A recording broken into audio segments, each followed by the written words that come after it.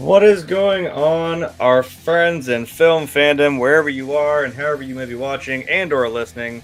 We appreciate you being here and giving us just a little bit of your time. So, as you may notice, I am not Frank. He had some, yeah, I know it may be shocking, taking it all in at once. But he had some personal family issues to attend to at last minute, so he's not joining us for this one. And Tex is working late, burning that midnight oil, so he may or may not be here. I mean, you know how it is. But at least we got somebody who at least keeps his joint at least a little bit more classy than usual. Tonight I have the ever wonderful Lady Cora with me. So how are you Thanks. doing? I know. I'm great. Last week I complained about life, my air conditioning not working, and the water getting shut off. My new air conditioner, mind you, it was thousands of dollars, is fucking worth it. It never worked this good before. We had turned the AC on for the first time because in Vegas all the seasons start earlier, and it is primo. Primo. It is worth giving up a vacation to have a new air conditioner here.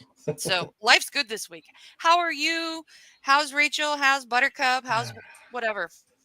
That's it. How's everything? Well, our seasons on the other side of the country don't make any sense at any time of the year, so you just kind of play it by ear. It's warm one day and snowing, and then I don't know, it's sunny by the end of the day. Could be 30 this week and 82 next week. I mean, or in the same day. Like I said, we never know. For anyone who doesn't know, Buttercup turned 15, so that's exciting. I don't know how this. It's always the small dogs. I think they live out of spite and anger. Well, something like that. I don't know, but it's great though for bonding. So yeah, she didn't have a choice with me. So, but yeah, so we don't usually have this this title card lineup of two people on the show. So no, I think one time it was you and I before. Yeah, it may have been one time, and it was because Frank had. I think we already started, and Frank had to leave, or I don't know, but yeah, yep, all good. Sounds very similar to what just happened tonight. Anyway, so if you read the title, if you clicked on the video, which I hope you did, you'll see that we are doing. I don't have an actual thumbnail because I definitely didn't set this up. Well, but you have it in the background on the right of us. Yeah, I have it up here. So we are doing The Hunt for Red October. And The Hunt for Red October is a 1990 American submarine spy thriller film directed by John McTiernan, produced by Mace Neufeld, and starring Sean Connery, Alec Baldwin, Glenn Scott, James Earl Jones, and Sam Neill. That's an all-star cast right there. Nice. The film, yeah, very nice. I'm going to get the dog while you're reading that. 30 seconds. Okay, well, good timing because I can read the rest of this. The film is an adaptation of Tom Clancy's 1984 best-selling novel by the same name. It is the first installment of the film series with the protagonist Jack Ryan. The story is set during the late Cold War era and involves a rogue Soviet naval captain who wishes to defect to the United States with his officers and the Soviet Navy's newest and most advanced ballistic missile submarine, a fictional improvement on the Soviet Typhoon-class submarine. A CIA analyst correctly deduces his motive and must prove his theory before a violent confrontation between the Soviet Red Fleet and the United States Navy spirals out of control. Yikes, talk about pressure. The film went on to gross $122 million and some change, if you call 12,000 extra dollars change, in North America with a worldwide total of $200 million, 512, 643. That's a big number against a budget of $30 million. So I would call that a success. On Rotten Tomatoes, the film holds an approval rating of 88% based on 76 reviews with an average rating of 7.7 out of 10. The site's consensus states, quote, a perfectly cast and packed with suspense, The Hunt for Red October is an old-fashioned submarine thriller with plenty of firepower to spare. And I think, hello again. That was good timing. Yeah, I think that's a pretty good way to sum this movie up. So, Cora, if I could get your quick thoughts on this movie before we down Periscope and dive real deep into this movie. So what'd you think of it? I loved it the first time I saw it. I was in middle school, or almost to be in middle school. Sorry about the dog. Just a second. You want to input his 2 cents? Yes. I have always meant to read the book, but I never have. But after watching this for the show, I'm actually going to read the book soon. I forgot how good this was. Everything about it. You know, if there were a checklist of 10 things that make a movie good, this would like have all of them in its own way.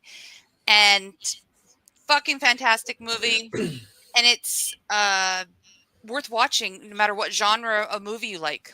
So fantastic film. Yeah, I can agree with that. I don't think I'd seen this in a few years, contrary to Frank's belief that I've seen this movie 100 times. I haven't. When he suggested it, I found that it was behind a bunch of premium subscriptions and all kinds of paywall BS, and I didn't have Paramount Plus, which was the one free gateway in, and I was like, well, I don't really have that. And he, well, we're not going to tell him how we did it. So, you watched the movie. That's the important thing. Yeah, I definitely ran out to the $5 bin, which doesn't deserve to be in, by the way. There you go. Brought it home and watched it. Yeah, totally. That's what I did. There you go. But yeah, like I said, I hadn't seen it in quite a while. I think it might have been that time when I was just kind of on my own and like, watching a bunch of movies. I don't know what to do at like 18, 19 years old, 20 years old when I got my own apartment. I'm like, what do I do with myself? What? I play video games. I'm like, I'll keep doing what I've done my whole life is just watch movies. So part of that like second Renaissance era of me watching movies. Yeah. This is a fantastic movie. It keeps suspense going, like even in the claustrophobic quarters of submarines. Even when you're dangling from a little teeny rope in the North Atlantic Ocean trying to jump onto another submarine, man, it's like you're gritting your teeth the whole time. Yeah, that's a hell of a movie. Okay, what do we got? Whoa, that's trivia. I know how to run this show. Okay, so first bullet point. All it says is another banger by John McTiernan, who is the director. Let's see what else he's done. I've never thought of or recognized his name. Die Hard? That's what I was gonna say. When I brought it up, I see Die Hard, which I never saw Predator, but I've heard good things about. Thomas Crown Affair was good. Predator, Last Action Hero is hilarious. It's amazing. I've heard of Rollerball. I've not seen that. He seems to like action movies. This guy. Yeah, he seems to. And I mean, obviously, that's nothing to shake a stick at. I mean, he's done a Die Hard movies. He's done this. Last Action Hero, which is like a really meta, like comedic version of, action movie.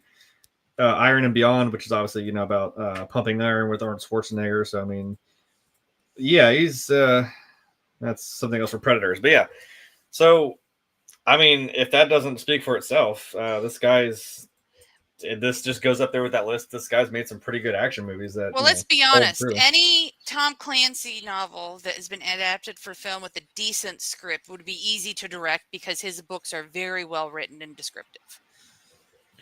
Very true. I don't know if it ever comes across as obvious. I'm not necessarily a reader. Okay. But yeah. I am. And I'll tell you, anybody could have directed this the way the book is written and how expressive it is, but he did a good job on it. All right. I mean, I'll take your word for it. Because I was going to say my leaning into the Tom Clancy angle, I think my only experience really with Tom Clancy stuff is, to no one's surprise, the video games. There's been a lot of video games too, made of some Tom Clancy stuff like Splinter Cell, way back in the day, like in the PS2 era, which I played, which is a phenomenal game. It's a lot of fun. There was another one that I had that I think I might have bought from a friend. I don't remember which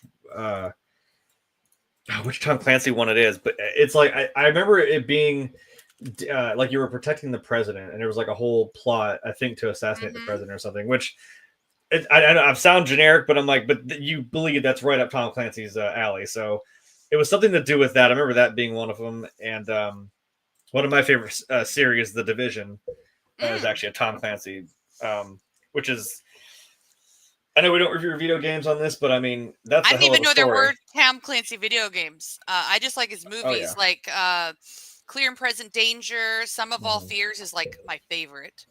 Yeah. And this one, fucking fantastic. Yeah.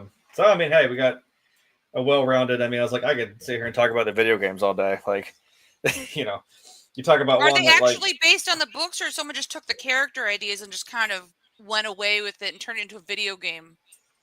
that's what it's like. I mean, like, I'm not really sure. Like I said, I'm not necessarily steeped in the books as some other people are, like you, and I'm sure Frank definitely is. Which I was like, I know he'd be here gushing over this right now. I'm sure. Cool. Yeah, but those are pretty fun. So yeah, I agree. I think he did this one. It's due diligence. Well, you'd have to be a pretty bad actor to fuck up a movie that is so well done in book and script. So he's clearly a good director. Oh yeah. And I mean, that's a good segue into the cast. I mean, that's someone else who brings a lot to the table. Look, I know how to segue. I think even if we go with this, like even this being like one of the first frames of the movie, yes, it's like damn well who that is. You just know those eyes. So the cast, I mean, like we said, Sean Connery, Alec Baldwin, Scott Glenn, James Earl Jones, Sam Neill. I forgot he was Neill in this. I forgot. And as soon as it panned him, like, oh, that's fucking right. Got James Earl Jones, and they're lesser known, but Stellan Skarsgård, Tim Curry, Courtney Vance, Daniel Davis, all these, and even Ned Vaughn, all these people, and Jeffrey Jones, who's in the original Beetlejuice. Fantastic, superb support cast. Just all across. I mean, I think we saw a much younger Alec Baldwin here. We're like, yeah, look at that hair. Oh yeah, on that man. Yeah, I remember watching this movie called Working Girl he was in, and I think he filmed it around this time because, like, oh, okay, that looks familiar, the hair.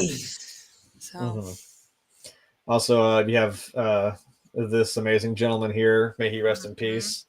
Freaking Darth Vader already at this point. Pre-Mufasa, which is also wild to say. Yeah. I wish I could see some of these pictures that they weren't so damn small. Well, I'm seeing them. They're good. I'm trying to find one of Sam Neill. I'm like, that's also pre Jurassic Park, which is also wild. There's Mr. Tim Curry. Yeah. Who is thankfully still alive and kicking. Wherever, as Dan said from Ninja Sex Party, Tim Curry, wherever you may be, we love you. That's all I have to say about it. Yeah. So, is there anybody in the cast that particularly stood out the most to you? I know this is a hard one to choose. I would say it's not so much a particular person, but the chemistry between Sam Neill and Sean Connery's characters was just magic. There was so much eye contact between them because there was so much they couldn't say for the bulk of the movie. Oh yeah. That it just really their vibe was bigger than any one character for me. Yeah, you can tell they have a lot of trust in each other, and even like the moments like when you might think the captain's making some weird decision, they look at Joe, and it's like he's speaking volumes, just looking back at Sam Neill, and he's just like, "Okay, sir," it's still yeah. I mean, he makes a joke about CIA, when he first meets Alec Baldwin's character. But the thing is, he and Sam Neill were doing some serious espionage quality acting on that boat. And for who knows how many months or years before the launch to get the positions on the boat without getting caught. Yeah, you'd have to really be planning this out and playing the long game to make this thing work. And Montana. I mean, come on. I love the references to Montana. I have this daydream in my head that at the end, he's taking his ashes to Montana and spreading them, after all is said and done and debriefed. Well, I was thinking, I'm like, wait, there's a deeper joke here. Where in fact was Alan Grant digging up dinosaur bones? What Holy state was that? shit, you're Uh right. huh. That was Montana. I'm like, we didn't really like see him die. He'd like to see Montana. Oh, I'm so like, basically I bet you he did. he went into witness protection and became a paleontologist, archaeologist That's guy. right. I'm sure he did. Who has a disdain for computers because part of being on a nuclear sub surrounded by technology computers all day, he's just like, yeah, putting that behind me. Russian sub? What? No, no. I love I'm that. like, that's my deep lore, and I'm going to stick to that. There it is. Rest in peace, Sam Neill. Yeah. He's not dead in real life. I mean, in the movie, man, that Right. sucks. And I was gonna say that look between the two of them, like, I mean, that just you can tell it just shattered Sean Connery right there a little bit. His character, it's watching his buddy die like that. There was a very much a brother vibe between them. Like they've been brothers for life, but maybe they were considered themselves Oh yeah. brothers in service in the military. So Oh, for sure. I don't know about me. Man, because everybody just well, these are which some was Hall of I have a Famers. question to kind of get you there. Which Okay. actor's performance surprised you when you look back on it, knowing their future career? Plus, I mean that's you know what? Maybe not future career. I mean, when I put this in context of saying Sean Connery, because I'm like, this is kind of his, Wheelhouse. well, yeah, and this is like his twilight years of like acting, because like this is Mm-hmm. in 1990. I mean, he retired in what, like 2003, because No idea.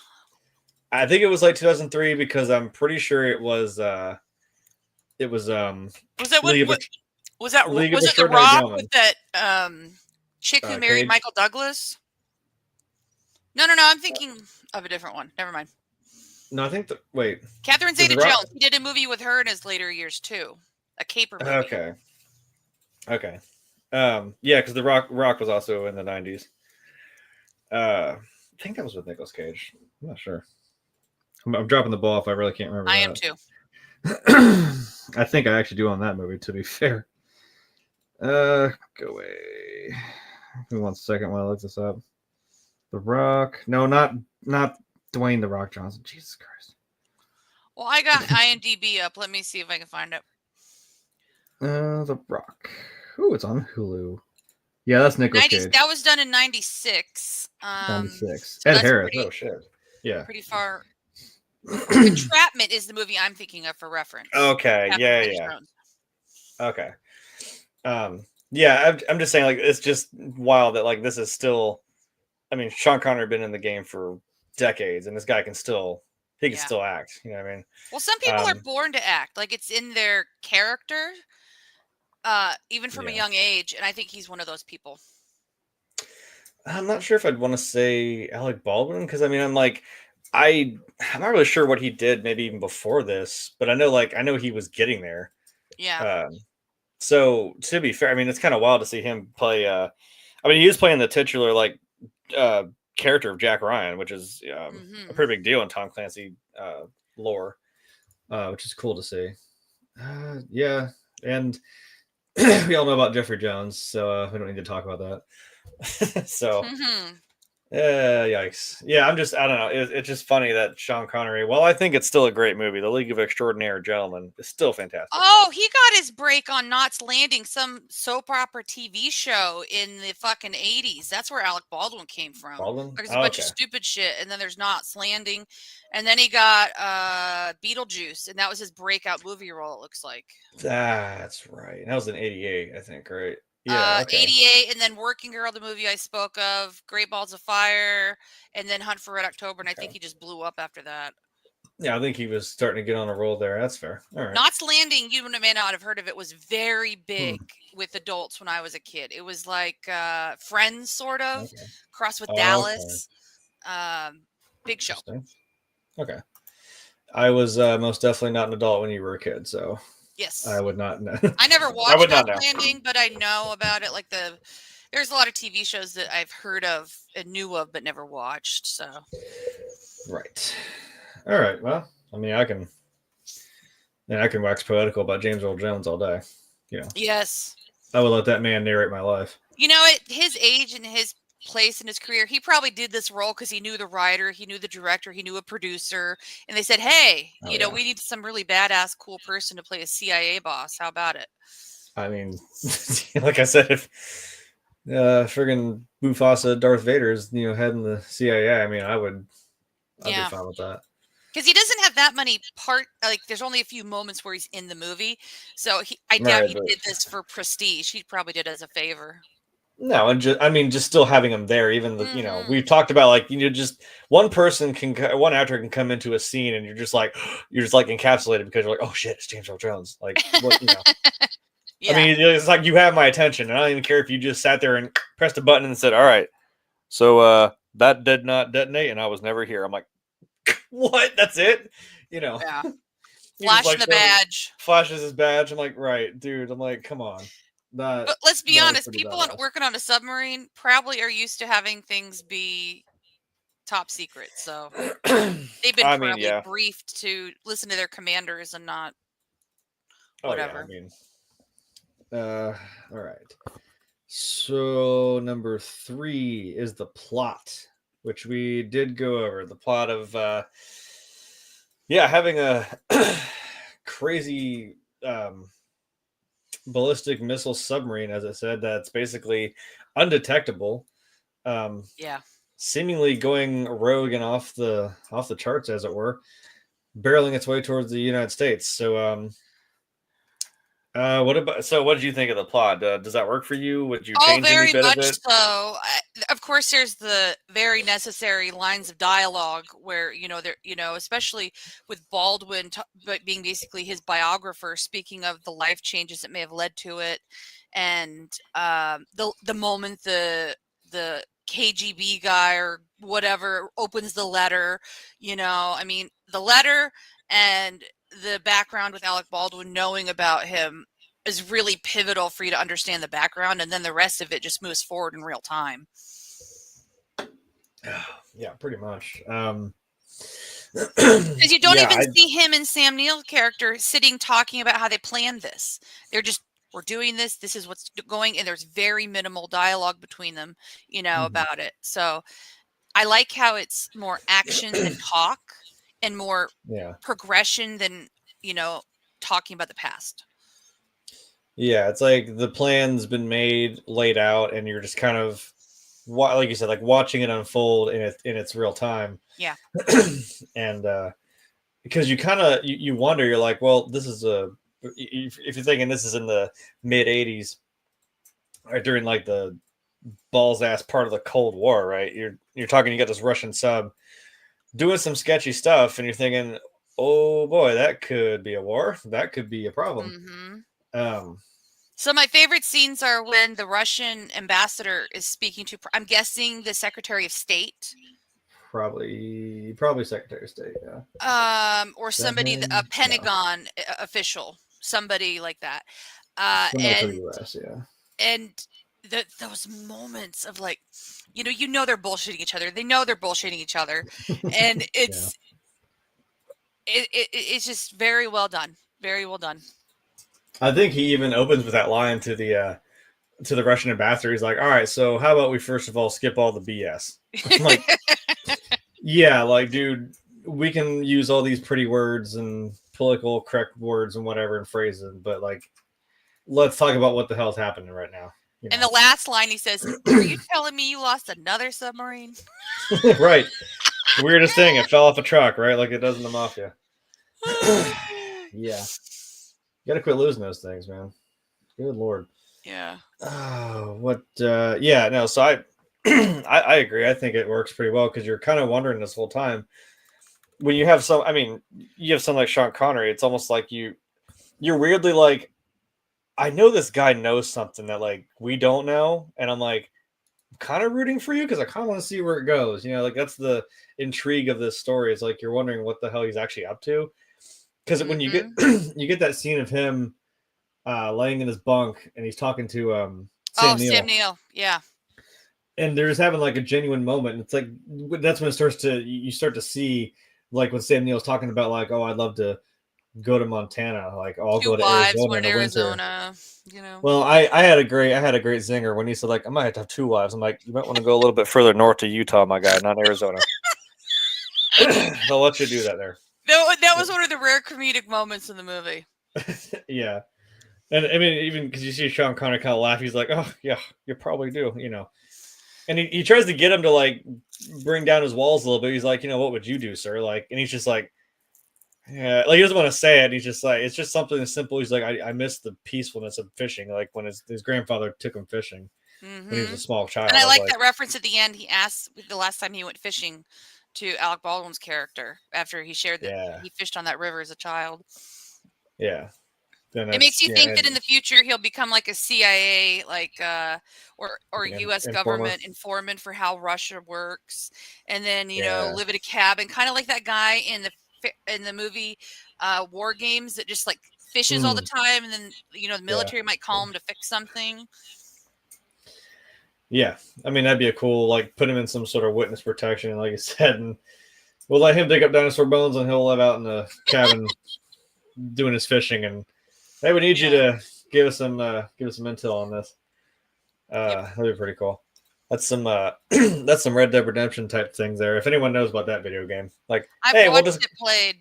Drew from the YouTube network we're kind of in. He played that game through a couple times now. Yeah, so you know what I mean. Like you're trying to take down a gang of outlaws, and you're like, well, what do? You take one of the gang outlaw members and have him. Help the government hunt down these bandits for what? I mean, to walk out of a barn and get shot. Spoilers, but that's how the game ends. It's depressing as hell. But I'm sure John Marston had to know he was a loose end that needed to be tied up.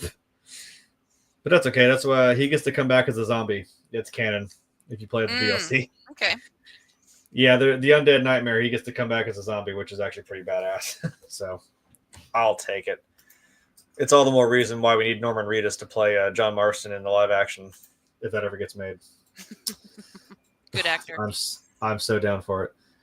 All right, plot number 4, not plot number 4. Number 4.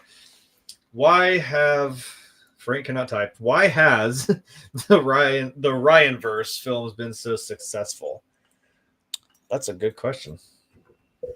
I think multiple people have played because I think what was the one you said? Clear and Present Danger. Yeah, that was a good one.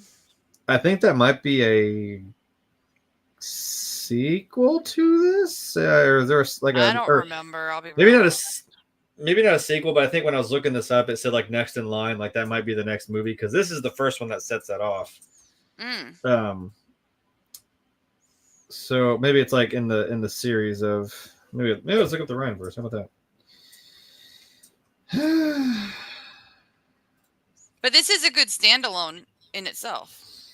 Oh yeah, even if you just saw this, like it could work. Okay, so we've got excuse me, Jack Ryan movies, Hunt for Red October.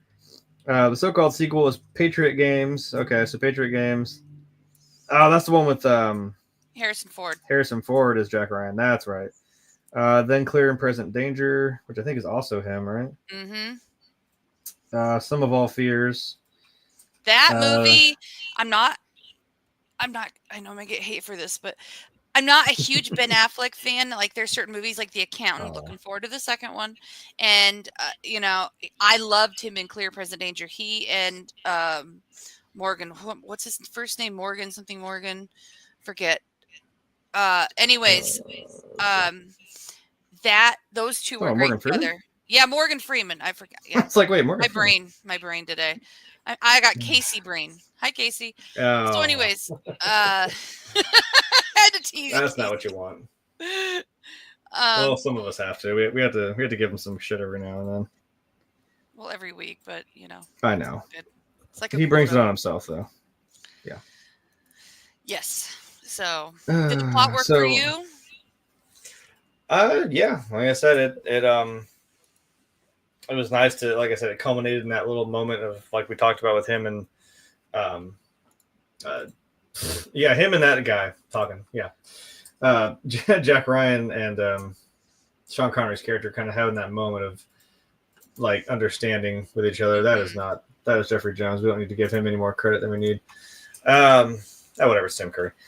Yeah, them having that little moment of understanding, like, yeah, well, then he like shakes his hand and says, like, well, welcome to the United States, sir. I'm like, yeah, that was a nice moment too when he turned over he goes, I present to you the Red October, and shakes the guy's hand, and yeah.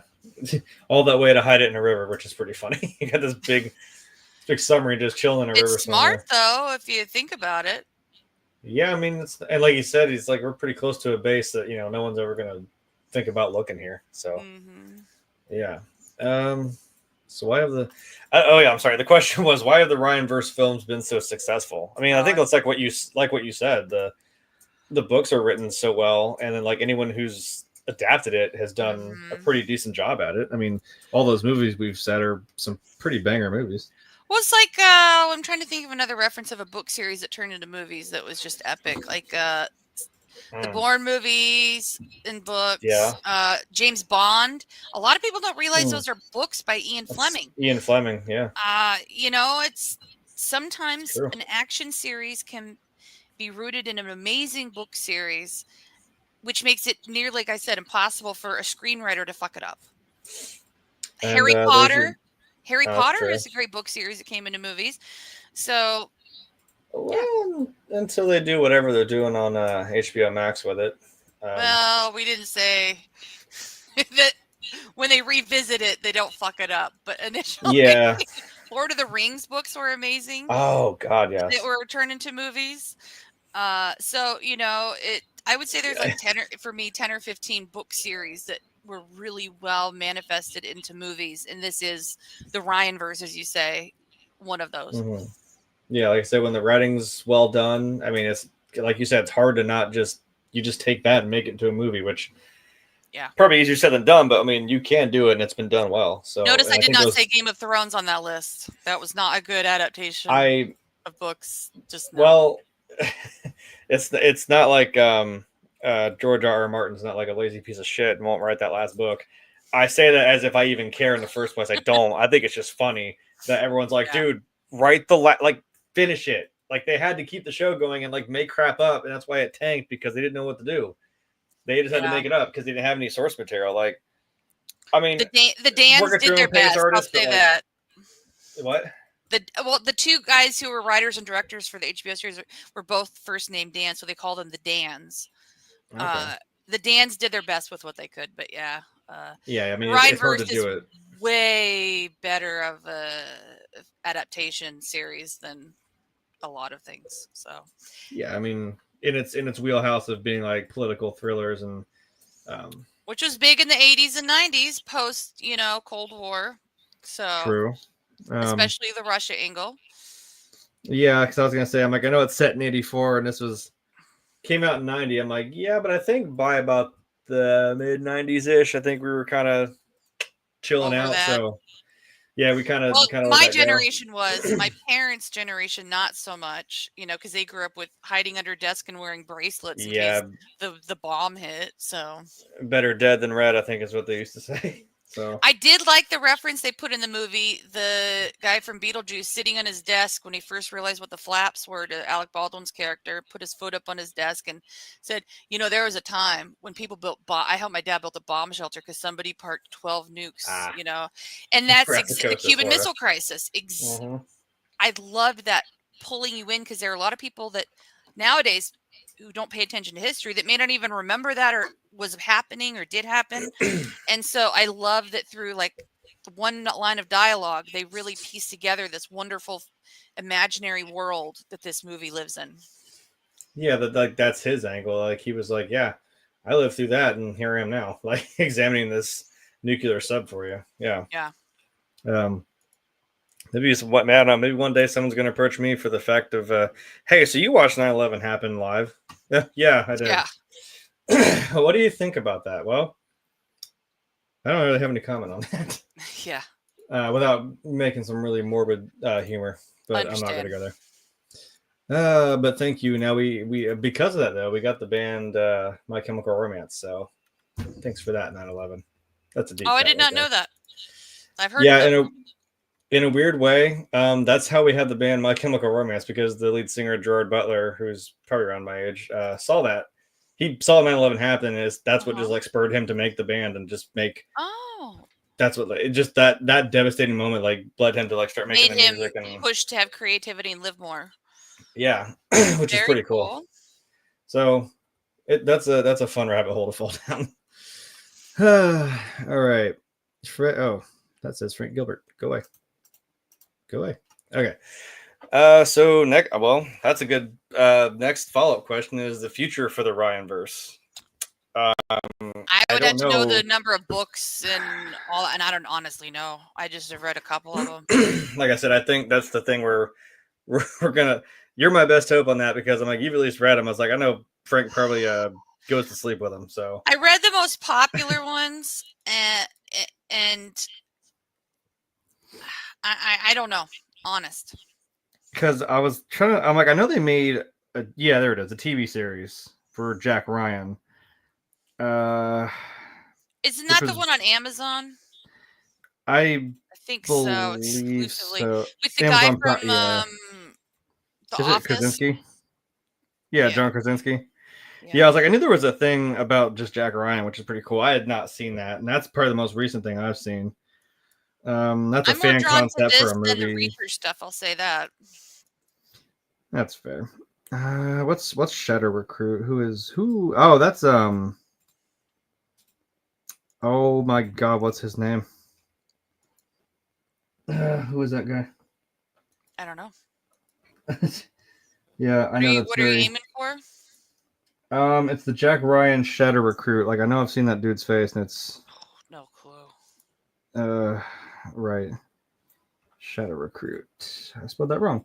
2014. Kenneth Branagh. Holy shit. That's not a. Chris Pine. Good God. Oh, the guy for the young Captain Kirk. Kirk.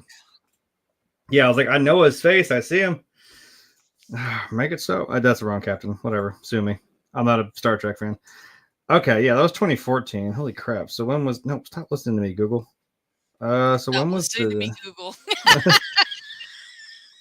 more than you already do, you know. To That's the CIA agent, listen to my phone. Like, just cooperate with me, please. Tom Clancy's Jack Ryan has 4 seasons. This is 2018. I don't know if that's the last episode. Oh, first episode. So it started in 2018. Okay, I thought so. okay. So if it's got 4 seasons, I would say, ooh, that's an awkward time to have a show because that's going right through the I have pandemic. found, in my opinion, that book adaptations do better in movies than TV. Yeah, because unless it's like some really heavy stuff. I mean, like you could really You need a flesh it lot of out in a show. content, in my opinion, to fill Yeah, a show. But a movie yeah, you can get a lot done in a or a movie mini just with a. series, like a 6-episode thing on HBO, is one thing. Like that thing they did about and I'm not going to go down that rabbit hole, but the point is, I really think that these Ryan stories have done better in film. Yeah, as we've seen those like 5 or 6 I said before. Mm-hmm. We got to like the Chris Pine one. I mean, that's they, as we said earlier, they've been successful for a reason.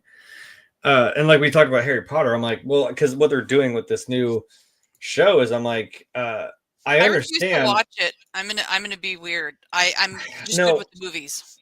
yeah, you're not in that weird camp by yourself. I'm there too because I mean it's also a hard thing to get away from my nostalgia that like that's something I grew up with as a kid as well. Like not I'm maybe like what 2 maybe 3 years younger than like the cast, so I'm like I kind of had that same progression Oh. of like I mean when I watched the final film I was in like my senior year of high school when I watched the final film, so I mean like it was it traveled with me throughout that, and as I graduated it was gone and done and over with. So that's I mean I get it, for me that's a hard thing to let go of, but I just feel like it's too I soon. just can't. Maybe, and I'm proud of myself. I didn't watch that Lord of the Rings shit they did on Amazon, the prequel stuff. My best friend did, and he said it was shit. So I'm like, well, you know what? I'm glad I didn't waste my fucking time. So yeah, because it's like if you don't, I mean that's the thing. If you don't do the source material right, like no one's gonna really want to like it because you have your fans, you have a fan base. Because like we said, the Lord of the Rings movies are fantastic. The Hobbit's debatable, but I'm like, Well, you let's be have honest. this Peter massive fan base Jackson that you can. was really, really passionate about the project. Oh He yeah. wasn't just hired; he wanted to do it. So. And I was thinking about it today, how crazy it is to commit to something like that for that long. I was like, Yeah. they banged those movies out. They basically just went and lived in New Zealand for a few years and just made these movies and that doesn't count the years he prepped for it. Yeah, and I'm like, to make a movie on that kind of scale, to have that scale of a world come to life is insane. Deserves all the awards that it most certainly won. Yeah, I do think that whoever made the decision to make Ryan books into movies knew that you had to do it right. But the thing is, each book stands alone so well. It's not like a series in a direct sense. So yeah, like you have the character of Jack Ryan, but it's not like it's there's yeah, it's stuff happening all over the place. It's like James Bond's. They're not all the same actor, but it's still James Bond. You know what I mean? It's like, yeah, I don't know why people don't get that. I'm like, James it's a code Bond name. It's a gets to different be guy. a little bit different. So yeah, you go through different time periods of doing different stuff. I'm so sad Daniel Craig died. No more James Bond. Sorry, for a moment. I was like, spoil it. No, I cried. saw it. That well, it hurt me because I'm like, I remember watching Casino Royale. My freshman year of high school. Oh my God. I realized how long this dude has been playing James Bond. I'm like, I remember when that came out. I was like a freshman in high school. I was like, the movie I saw my freshman year of high school was the original Mission Impossible. Oh yeah, that's fair. Man. Yeah. I hate to say, like, I went, I'm having a squirrel moment now too, but funny side story, like when you spend the night at a friend's house and like, in the mystical era of DVDs, right? You put the DVD in the thing and movie's over, credits roll, it comes right back to the menu, and then that menu plays on blast all night when you're trying to sleep and your friend's dead. Yes. And you gotta sit there and awkwardly be like, I don't want to wake him up, but I also don't want to like turn off his TV. Now I gotta sit here and listen to the DVD menu play over and over and over. Hey, I've been watching TV shows that I love on DVD in this last year. So the Justified TV series DVD menu, that was happening to me a lot. Yeah. Well, I think I fell asleep watching that movie at his house, and I woke like it was partially I was tired, but it was also just kind of like, I mean, because to me, Pierce Brosnan was James Bond. I'm sorry, but for me too. For me too. Like, I went back and saw the other ones, but very much so. Oh yeah, I mean, I'd seen obviously as we're talking about Sean Connery, Roger Moore, even Lazenby. You got your one. We didn't forget you. Yeah. So yeah, I'd seen all those, but I woke up like I fell asleep during Casino Royale. Woke back up to the scene of him like when he's like chained to the chair or whatever, and this dude just like whacking him in a sack. I was like, half awake. I was like, aren't you James Bond? How did you get in this situation? Huh? You suck, dude. I went back to sleep. Well, the thing is, in all the other James Bond movies, they never really show him in a vulnerable position like that. Position. So I think they're trying to. Goldfinger? Like he was tied to the thing and the laser was coming at him like in Fort Knox? Well, I just mean it was really emotionally vulnerable. Like he looked scared when he was in that chair. True. The other times I think they had him being really stone-faced, like I'm a badass, you might gut me this moment, but I'm going to fucking get you the next one. In this one, he actually was vulnerable. And so I think in the newer James Bond movies, they were trying to capture a different side of James Bond. Like how they showed him with his first kills before he became a 00 in that bathroom scene and he was struggling. Yeah. So I think the whole point of that generation of James Bond films was to show a different side of him. But I know that's we're going down a rabbit hole. So. I know. I was like, I know that's the start of it is Casino Royale. I was gonna say the only other time I think he was vulnerable is when he got married for about 30 seconds and then the wife got killed. I was like, on Her Majesty's Secret Service. I'm like, oh, that sucks. That's why you don't do that.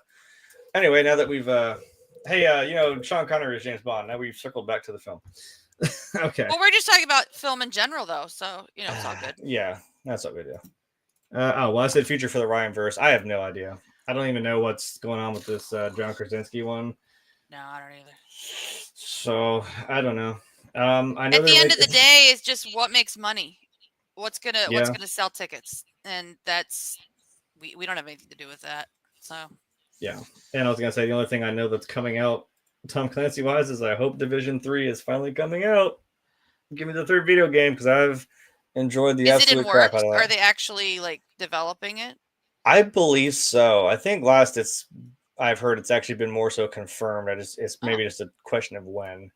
Gotcha. So I'm just curious as to if anyone doesn't know the story of it. So it started in Black Friday. People, there was this group that put a really aggressive virus strain on a bunch of money, and they let it loose during Black Friday.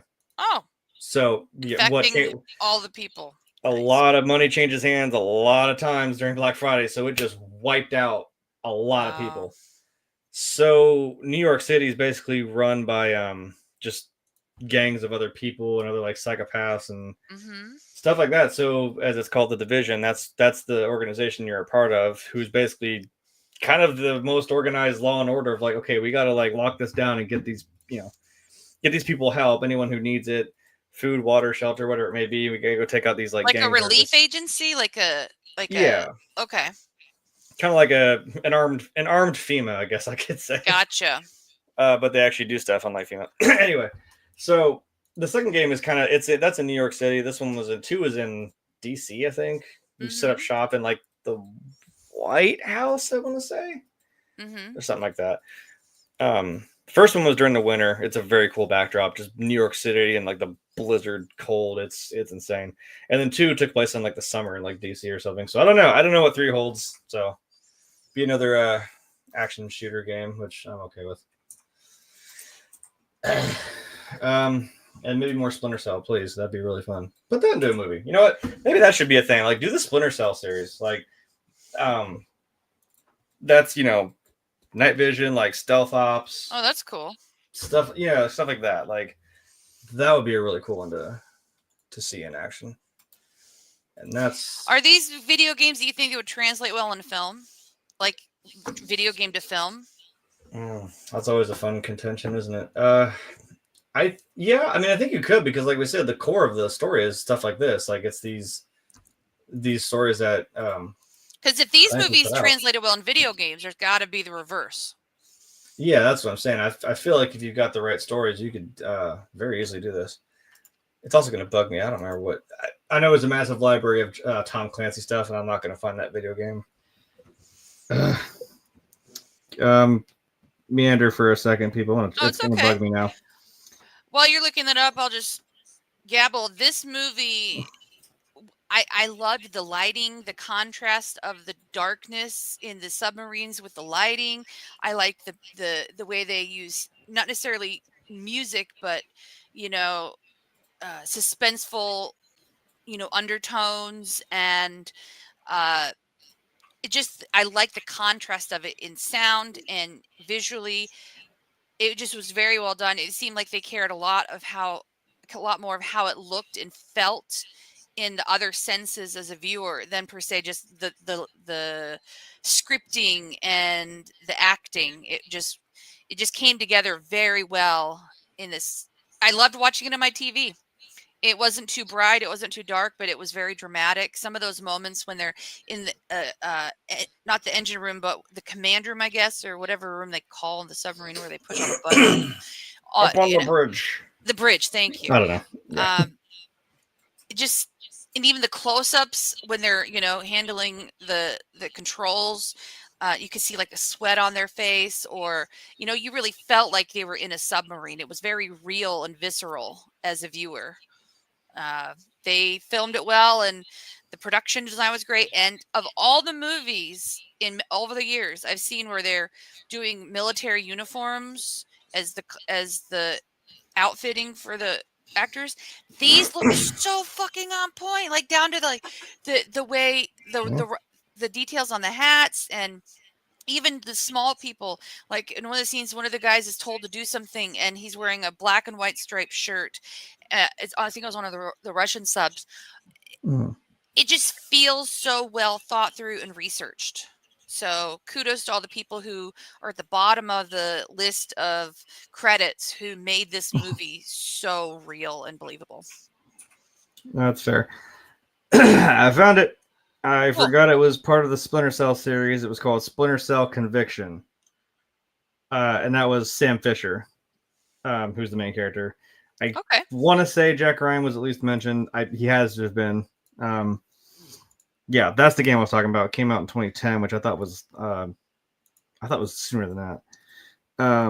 I looking through the games, and when you asked me about like the games, I completely forgot Rainbow Six is one of the big Tom Clancy video games. Like, I think I've heard of that or seen it in the game store suggestions or something. Rainbow Six has been around for a hot minute. Like the first one came out in '98, and hell, they just made one a few years ago. Like they've been, there's the Division, Elite Squad, Rainbow Six. Rainbow Six Extraction was 2022. That's a mobile game. That's not real gaming. You can fight me on that. Mobile gaming is mobile gaming. Let's just call it what it is. It can be in its own subgenre. If it's in the same echelon as Angry Birds, it's nothing like the stuff that you're talking about. Yeah, I mean it's a little more nuanced than just flinging birds and shit. Yeah, I think 2022. So yeah, I think I think Rainbow Six will be a really fun one to tackle because it's a big, well-known IP with the video games, and again, it's stuck around all this time for Tom Clancy. So I mean, shit, that I didn't know there was a game for Sum of All Fears. That's cool. I didn't know either. I did not know that. What is this? Oh, I wonder if it's this almost looks like a PC game. Yeah, Windows, Game Boy Advance, wow, PlayStation 2, GameCube. Okay, so it looks like the cover of the movie, so it could have been actually more based off the movie. That's actually pretty sweet. Ghost Recon would be a fun one. That's a pretty popular game. I've heard of that one. Yeah, Ghost Recon, Splinter Cell, as I mentioned, Rainbow Six Siege. That was 2015. Sorry, I forgot about it. Ghost Recon. Yeah, you know what? I think those could be. Maybe we can go into the video games. That'd be a fun. I think we should do an episode of. We should do the top fives. Pick 5 movies that we would want them to turn into a video game. Either have nothing to do in the plans per se, but just like what movies do we think would be cool video games? Ooh. That have never been video games. Just like any movie? Yeah. Like with everybody's varied interests, I would say make Ready Player One real, you cowards. That would get a lot of attention, yeah.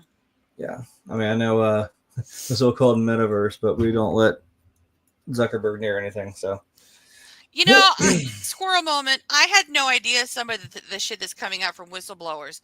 I did not learn until this week that they actually had software to understand that if a teenage girl deleted her selfie, that she may not have liked it, that's the moment that they trigger her account to be sent to a beauty company ad instead of like worrying about her well-being.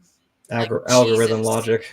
Yeah. Jesus. They say they can't predict, bad things happening to children. You know what I'm trying to say, but they can do that. Like, come on, there's a disconnect here. What you can and can't.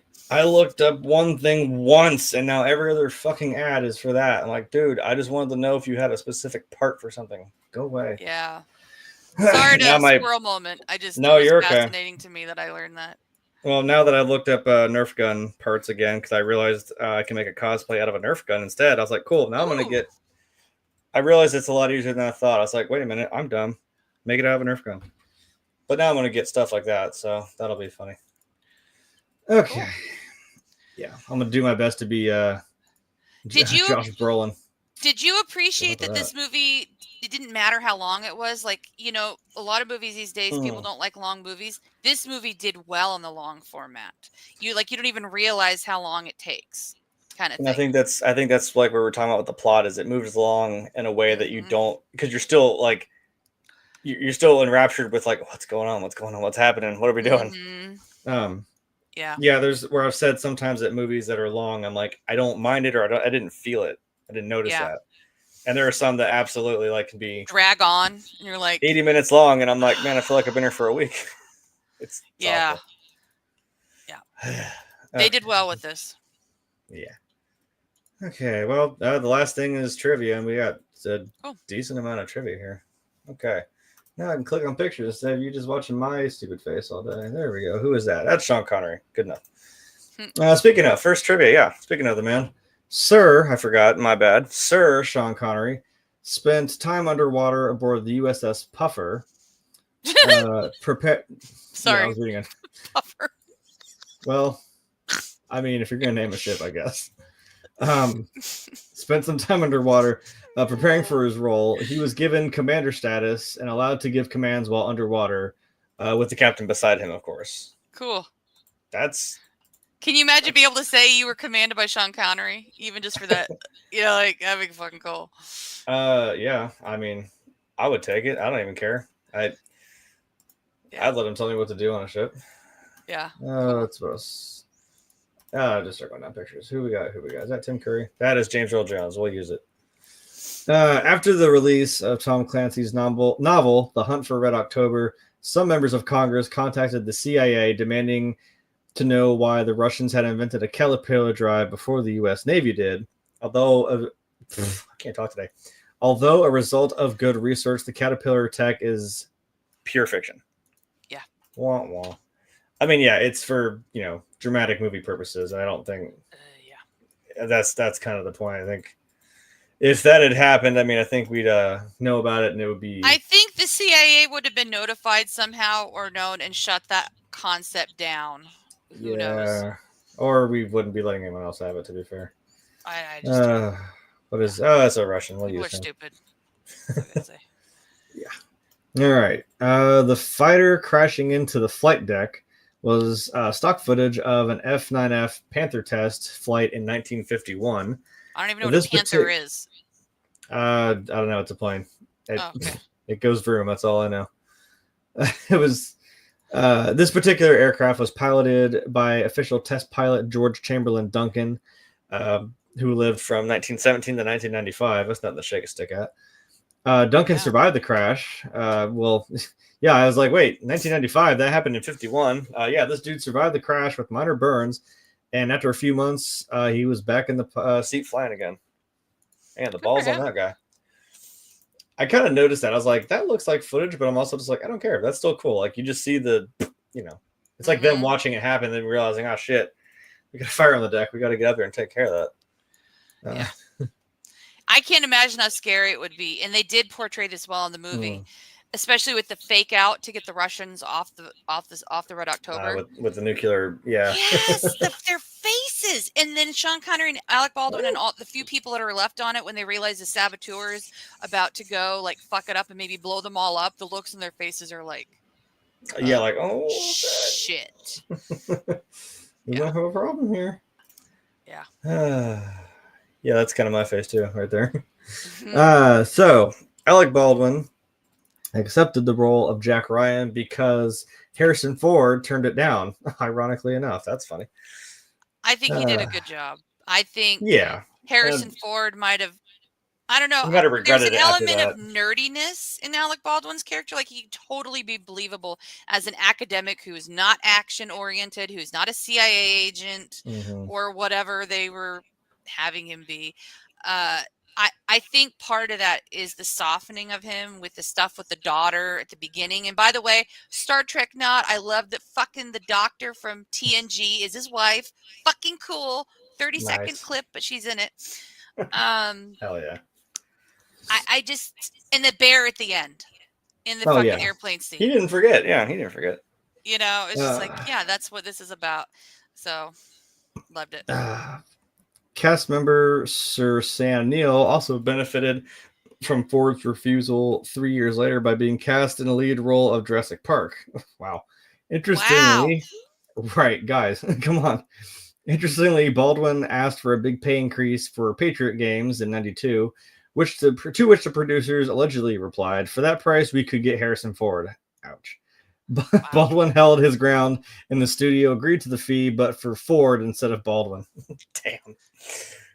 Gotta love the stuff you hear about later on, and you're like, so much goes into planning a movie that you never think about.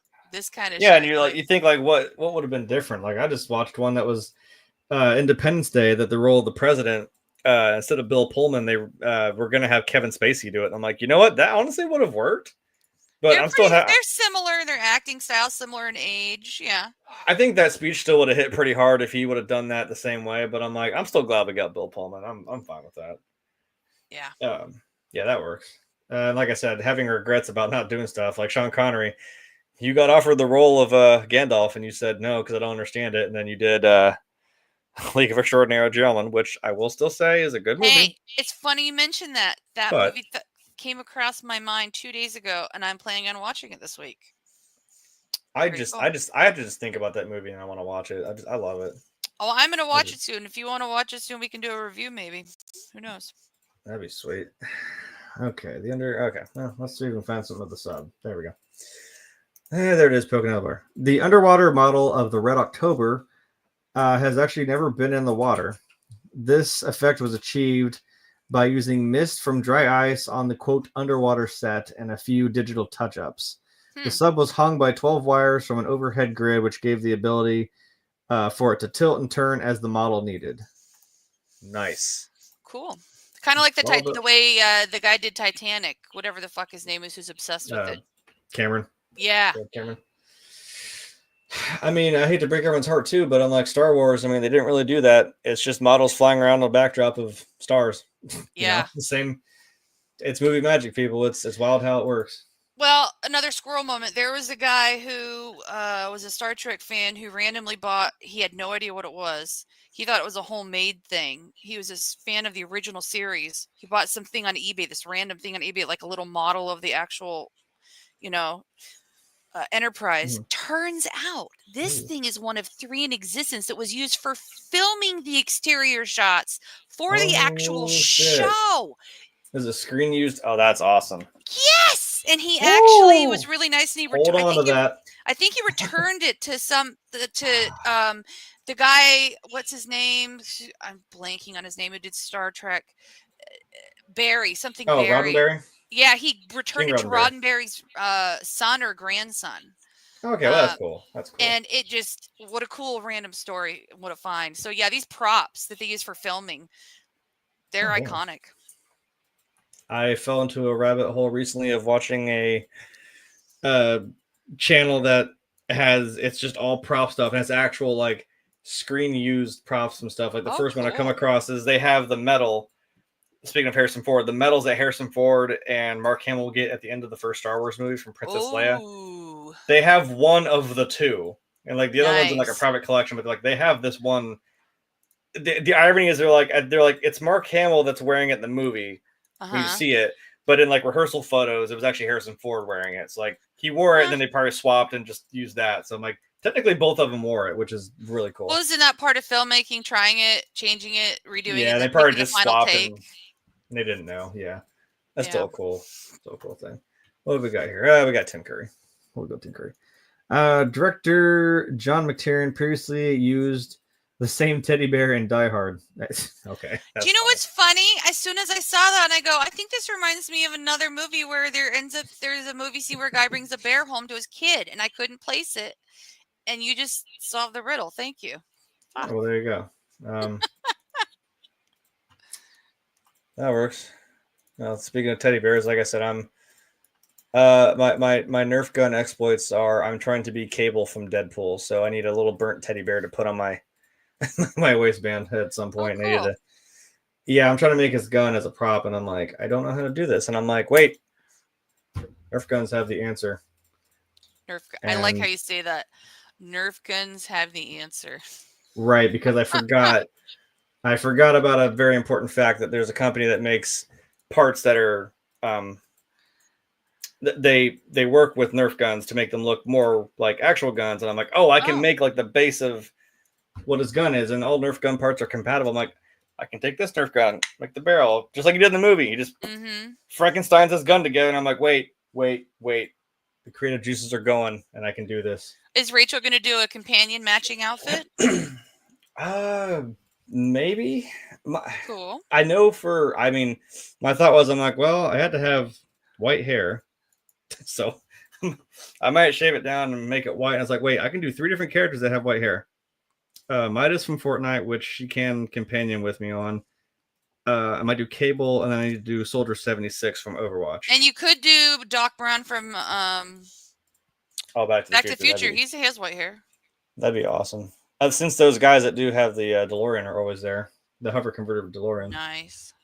Those guys. When is the con you're going to? Well, we just went to one last weekend. Well, I mean the one you're talking about planning for. Oh, this will be December.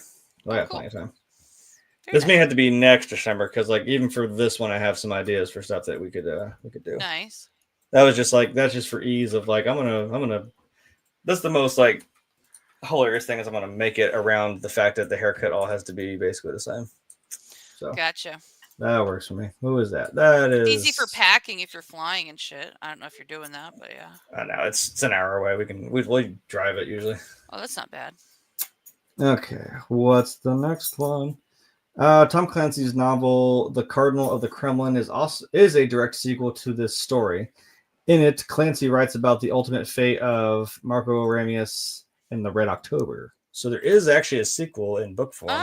I'm gonna read the book. I'm gonna get him for my birthday. That book and a couple other books. And Okay. if there's a sequel, I'll tell you guys when I read them what the sequel ends up planning for him. So. Yeah, that's pretty cool. So Cardinal of the Kremlin is the I guess he did kind of mention that in the movie where he said like there's gonna be hell to pay back in Moscow or something like that. I was like, yeah, there's still gonna be some fallout from this, I'm sure. Well, that it's not related, but the TV show The Americans with the Russians, I loved the angles in that show where they're Russian spies, but when their orders tell them to go after ex-Russian operatives or who have come to America to defect, and they go after them and either kill them or try to derail their defection. And so when you just said that, it made me think of like some of the stuff from that show. Okay, that makes sense. Okay, let's see. Ooh, different tab. We can do James Earl Jones. Okay. Tom Clancy's novel became a massive bestseller in 1984 after, ironically, President Ronald Reagan was spotted carrying the book with him. The film adaptation came 6 years later and was a box office hit, and by that time, Clancy was already established as a well-known author. I mean, hey, you get, the president looking at your book. I mean, that's some good praise. And especially if he tells you, especially if he tells you to go back and rewind the projection in Back to the Future because he laughs so damn hard when he told 1955 Doc that he was president. You damn well rewind that fucking reel and you make him play it again. Mm-hmm. I love that he loved that. I mean, also, if the president told me to do that, yeah, I would definitely do that. Yeah. I love that he loves that. Let's see. This is a short one. I'm not going to do a thing for it. Tommy Lee Jones was considered for the role of Captain Bart Mancuso. Oh. Interesting. Well, what was he doing in the 90s? Was that who knows? He was doing a lot of stuff back then. Was that when the Batman one came out around then? That was later in the 90s. Yeah. I was thinking The Fugitive with Harrison Ford, ironically. Was that 90? Me too, actually. Fugitive was 93, so no, maybe not. Shit, what was he doing in 90? I don't know. Okay. Let's get another one of Sean Connery. Is that Sean Connery? That is not Sean Connery. That's Sean Connery. That works. I'm trying to make these make sense. Arnold Schwarzenegger was considered to play Captain Marco Aurelius since he had worked with John McTiernan before on Predator. He worked with McTiernan again on Last Action Hero in 93. Yeah, that makes sense. Might be a little awkward having an Austrian guy trying to play a Russian, but I mean... Well, if you can do the accent. I mean... I don't think we've ever heard Arnold do any other accent but his own, to be fair. I know, but that's kind of why I was like, well, if he can do the accent. I don't know, he might. Maybe the cadence of it, because I mean... I would love to see him do a fake Russian accent, like in an Instagram or YouTube video, because I know he's kind of active these days. That'd be fucking hilarious. But yeah. I mean, to be fair, Sean Connery's Scottish, so I mean, whatever. It works, I guess. Yeah. That would have been interesting, honestly. Mm-hmm. All right. Who is that? That's Sam Neill. In both the novel and the movie, the name of the political officer that Marco Ramus kills is named Putin. I noticed that, by the way, when they were sitting in the mess hall or whatever. And I was like, how just The irony. You're about 10 years too early on that one. And but, you know he's yeah. KGB because all the political officers were back then.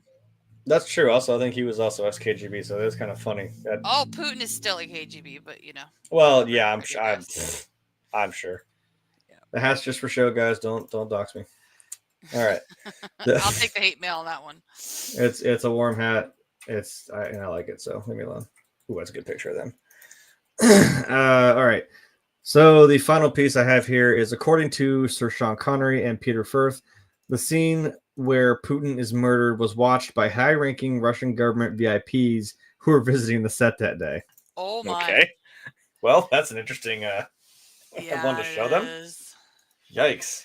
Well, you know, to some degree, for them to be in the U.S., they probably were maybe sympathizers to, you know, Western culture and probably didn't really mind all that much. Yeah, I mean, it says they're government VIPs. So, I mean, yeah, they're probably important. They're not going to send people to America that they're going to want people that can compose themselves. So I'm sure that they knew how to just, especially in the late 80s when they were probably making this movie, actually, and it came out in 90s. So I mean, that's still touchy, but we all got there in the end.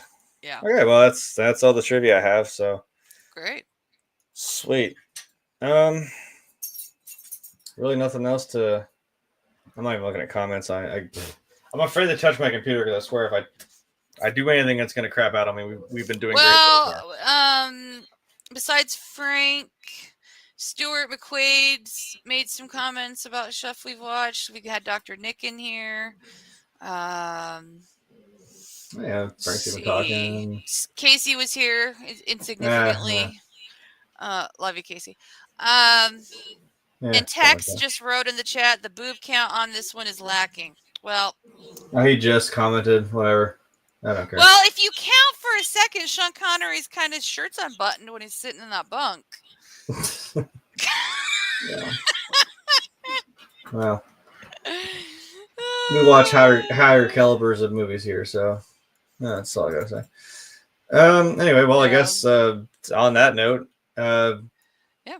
in closing, what are your final thoughts on this movie? I mean, would you recommend it to anybody? I mean, I think it's obvious, but if you got the time to invest in it, because it's like 2.5 hours, it's a good one. But be ready to sit down and pay attention because you're gonna want to watch it, and you'll rewind it if you miss some dialogue because and be ready to read subtitles. But it's great. It's great. Yeah, I definitely agree. It's a classic to watch, honestly. And like you said, if you got the time to do it, I mean, why not? It's the first in this series of Clancy movies that were, well, I know we're doing Clear and Present Danger on Thursday, at least as the plan stands. So, yeah, I mean, maybe we'll get to some of the other ones. I mean, that'd be pretty cool. Yeah. I'd be up for it. If you're interested in what, you know, life was like back in the day in regards to Russian-American relations. Oh, yeah. I mean, or if you want the what if scenario, it's Red Dawn. Yeah. So that's also a pretty good. Sum of All Fears. I'm done. Thank you. There we go. There's. I put something in the chat. Look at that. Sum of All Fears. See, Frank's here to keep me on this straight and narrow. You did great. Oh, look at that. See, even Stuart McQuaid. What's up? How are you doing? He even said we aced it. So, Frank, look, I'm just saying, when I hosted that one time, I mean, our subscriber count shot through the roof a little bit. That's all I'm saying. It's a weird coincidence. Man. Well, I know we had a lot of squirrel moments and tangents, but it was kind of fun. It all kind of pieced together like a quilt. Oh, yeah. So. It all makes sense. Okay. Now he's so humble, isn't he? He just keeps us trying to make him look good. Well, you pick the better people to run this show, you know. I'm just here to annoy you guys and distract and say random shit to keep things interesting, I guess. So you're right, because if it was just my ass here, it'd be. And if it was just me, there'd be no structure. I'd be like, oh yeah, that thing. So yeah, like how I sounded. I mean, that's what I'm saying. You Keep But it yeah, going this classy if you and want to so move, good. if you want to watch a movie that's very well put together, like Mhm. a chef's kiss of a movie that you can watch without going, oh no, that's stupid. This is a good one. If you want quality movie filmmaking, this is a good one. Oh yeah, for sure. Like I said, the tension's there. The story keeps you going. Yeah. Yeah, you get pretty invested. Like I said, all the actors work together very well, and even in their scenes, like I said, wherever that one shot I had of what the hell is he? Somewhere James Earl Jones is here. Nope, nope, nope. That one. I mean, like he has like two lines, but you're just like, okay, yes sir. You see, I sit to my seat, like, yep. I remember a kid. This never happened. Like, okay, sure. Yeah. So yeah, great movie. I guess in closing, we're doing Some of All Fears Thursday. Cool. So we'll be here for that. So Cora, where do people find you on the internet? Nowhere. I'm allergic, but I Nowhere? pop in here. Right, that's a good answer. I feel like they did this to make fun of me, but yeah, I'm here on Tuesdays and Thursdays when we're not doing Die Hard, which apparently this guy has done every damn movie of. So you got me, guys. I just refuse to be part of the joke that it is not, and I will say it louder for the people in the back row. It is not a Christmas movie. It is a Christmas movie. Well, it's To not. Cora. Okay. So was Venom 3. Because the girl had a pin on her jacket that was a Christmas tree. Whatever. It's a Christmas Well, movie. good. I've never seen it, so I'll take your word for it. It was okay. Maybe we'll But get you have to to understand, my definition of a Christmas movie is a movie I personally, sentimentally like to watch at Christmas. That's it. Okay. It could be fucking Mary That's fair. Poppins. So Well, sure. Anywho, all right, you guys. So yeah, we'll be here Thursday. There's the music. Oh, I hope the stream actually.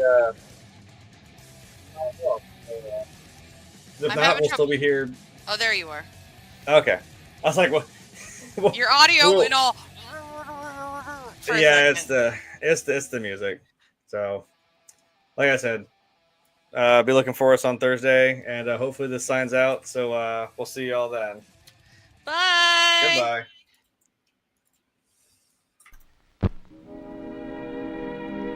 And now, folks, it's time to say goodnight. We sincerely appreciate your patronage and hope we've succeeded in bringing you an enjoyable evening of entertainment. Please drive home carefully and come back again soon. Good night.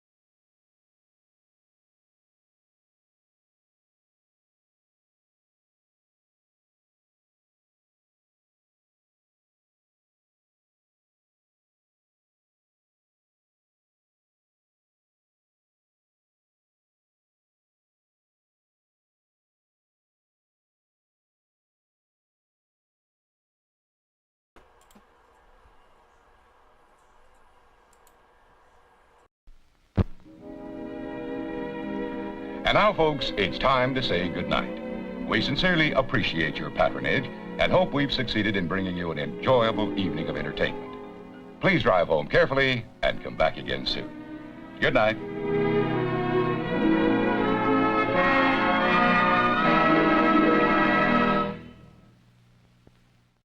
Weird that it made me end it.